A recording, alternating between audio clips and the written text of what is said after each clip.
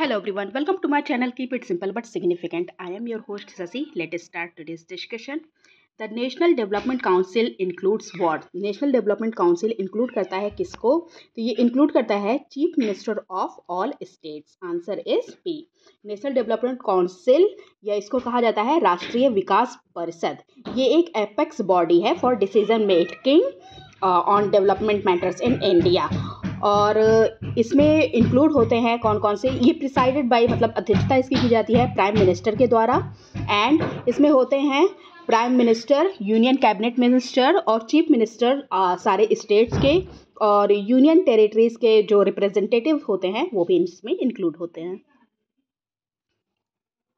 What is the minimum number of members required to be present in any one of the two houses of parliament for its functioning? तो minimum number require होते हैं parliament के functioning के लिए कितने? ये होते हैं 1/10 ऑफ टोटल मेंबर्स, और ये हमारे कॉन्स्टिट्यूशन के आर्टिकल 100 में लिखा हुआ है. The Interstate Migrant Workman Regulation of Employment and Conditions of Service Act was passed in which year? इस Interstate Migrant Workman Regulation of Employment and Condition of Service Act ये पास हुआ था किस ईयर में? 1979 में ये पास हुआ था. Answer is B. It was enacted to regulate the condition of service of interstate laborers. To which of the following areas the provisions of municipalities do not apply? किस एरिया में प्रोविजंस जो म्यूनिसिपलिटीज़ की होती हैं वो अप्लाई नहीं होती? तो शेड्यूल एरिया में, ट्राइबल्स एरिया में, इन दोनों में ही ये कंडीशंस अप्लाई नहीं होती हैं. So the answer is C, both of them. On whose recommendation was the Committee on Public Undertaking created? Committee on public undertaking create होता है किसकी रिकमेंडेशन पे? तो ये रिकमेंडेशन थी किसकी? कृष्णा मेनन कमेटी की. Answer is C. और ये the committee on public undertaking was created in 1964. Okay, on the recommendation of Krishna Menon committee.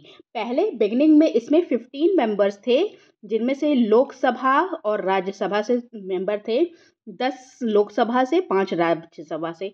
फिर उसके बाद इसके मेंबर्स की संख्या बढ़ाई गई, 22 कर दी गई, जिसमें से 15 थे आपके लोकसभा के और 7 थे राज्यसभा के. 1974 में ऐसा हुआ था. जो संख्या बढ़ाई गई थी वो 1974 में बढ़ाई गई थी. Which interstate water tribunal was constituted for the state of Odisha and Chhattisgarh? कौन सा इंटरस्टेट वाटर ट्रिब्यूनल फॉर्म हुआ था उड़ीसा और छत्तीसगढ़ के लिए? तो ये है आपका Mahanadi water dispute tribunal. Answer is D. और the Mahanadi water dispute tribunal was constituted in the year 2018, okay, by the central government for the state of Odisha and Chhattisgarh. और ये जो डिसीजन होता है ट्रिब्यूनल का वो बाइंडिंग होता है both the parties of the disputes. Which of the following does not form a part of the directives outside part 4 of the Constitution of India? तो कौन सा which of the following does not form a part of, कौन सा form नहीं करता part of directive outside the part 4 of the constitution of India? तो इसमें है promotion of cottage industries. Answer is D. Okay. Under which article of Indian constitution panchayats were given constitutional status? Constitutional status मिला पंचायत को. ये है article 243. 73rd amendment act हुआ था 1992 को आया था ये. ओके. और इससे हमारे कॉन्स्टिट्यूशन में न्यू पार्ट ऐड हुआ, वो था पार्ट 10.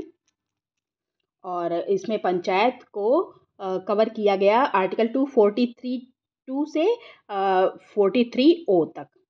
ओके. और इसमें कुल नया शेड्यूल ऐड किया गया, 11th शेड्यूल, और इसमें कुल कवर किए गए 29 subject. The qualification of a candidate for Attorney General must be equivalent to. Attorney General अगर बनना है तो उसकी जो क्वालिफिकेशन है वो किसके इक्विवेलेंट होती है? तो ये इक्विवेलेंट होती है ए जज ऑफ सुप्रीम कोर्ट. वैसे तो किसी जज सुप्रीम कोर्ट का जज बनना है या अटॉर्नी जनरल ऑफ इंडिया बनना है, तो उसके लिए जो क्वालिफिकेशन होगी वो सिटीजन ऑफ इंडिया होना चाहिए। उसमें उस व्यक्ति ने मिनिमम 5 ईयर सर्विस दी है किसी जज के हाई कोर्ट के लिए, या 10 ईयर उन्होंने सर्विस दी है as a high court advocate. Okay, which of the following is not a correct statement with respect to freedom of speech and expression in India. Correct statement कौन सी नहीं है for the freedom of speech and expression in India? It is enshrined in part third of the, ये statement correct है क्योंकि ये part third में है। It is not an absolute right to express once thoughts freely, ये भी correct है। It cannot be curtailed by legislation, ये स्टेटमेंट गलत है, इसको कर्टेल किया जा सकता है लेजिस्लेशन के द्वारा। It can be suspended bye emergency, yes, जो फ्रीडम ऑफ स्पीच मतलब आर्टिकल 19 की बात हो रही है और इसको इमरजेंसी में रद्द किया जाता है, ये भी ठीक है। इसमें नॉट करेक्ट पूछ रहा है, so the answer is C, C is not correct.